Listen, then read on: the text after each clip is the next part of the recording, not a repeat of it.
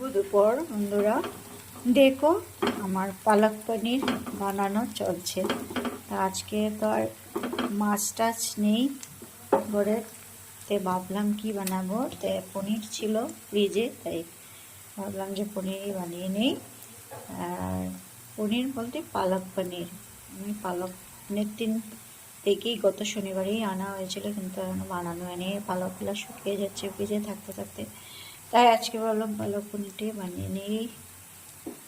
দেখো তেলের মধ্যে ফোড়ন দিয়ে দিলাম পেঁয়াজ আর জিরা, একটু লাল হওয়ার পর পেঁয়াজগুলো দিয়ে দেব।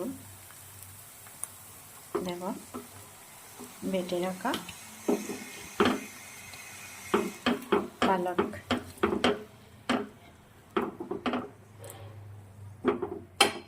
দিয়ে দিলাম, এই পেস্ট করা পালকগুলো প্রথমে তো বয়েল করেছি,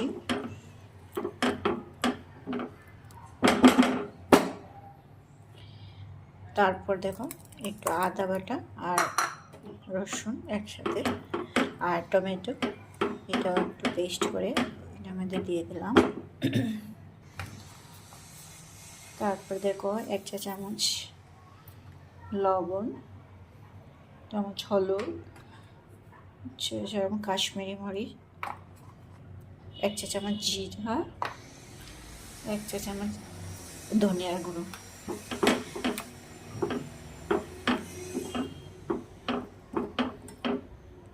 ঠান্ডা পড়েছে বন্ধুরা, চারিদিকেই পড়েছে। এই ঠান্ডার মধ্যে তো রান্না করতে ভালো লাগে না, কিন্তু কী করবে, সবারই তো রান্না করতে হয়, খেতে তো হবে না।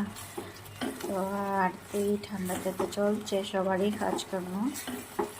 আর তোমরাও কি করছো বন্ধুরা ঠান্ডার মধ্যে, আর কি রান্না করছো? এই আমি আজকাল ওই শর্টকাটই, এটা রুটির সাথেও খেতে খুব ভালো লাগে। তাই ভাবছি আজকে দুপুরবেলা এই পালক পনির আর রুটি বানিয়ে নেবো, আজকে আর ভাত বানাবো না। তার জন্য এই দেখো পনিরগুলোও দিয়ে দিলাম।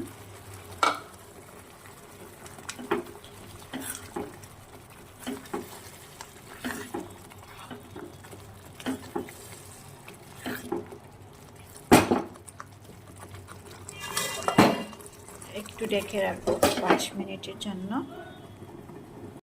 এই ঠান্ডার মধ্যে কি করছো বন্ধুরা তোমরা, রান্না বান্না কি করছো? আমার তো রান্না করতে ভালোই লাগে না, কিন্তু করতে তো হবেই। করছে চারিদিকে এত ঠান্ডা, বাপরে বাপ, সূর্য তো দেখাই যাচ্ছে না, আরও দুটো তো দেরিতে উঠছে।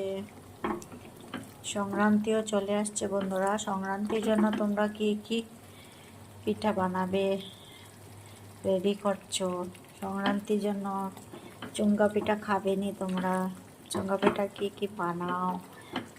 আমি তো চুঙ্গা পিঠা খেতে ভালোবাসি, কিন্তু বানাতে পারি না কি বানাতে। অনেকে খুব সুন্দর খের দিয়ে বিরন চাউল দিয়ে বানায়, আমি এটা প্রসেসটা আমি ঠিক ভালো করে জানি না, কিন্তু খেতে খুব ভালো লাগে। তো এবার ভাবছি চেষ্টা করব, একজনকে বলেও রেখেছি একটু খের দেবে আমাকে নিয়ে, ওই যে ধান শুকানোর পরে যেটা খের বেরোয় এটা দিয়ে ভাবছি একটু পুড়িয়ে চুঙ্গা পিঠা বানাবো বেরন চাল দিয়ে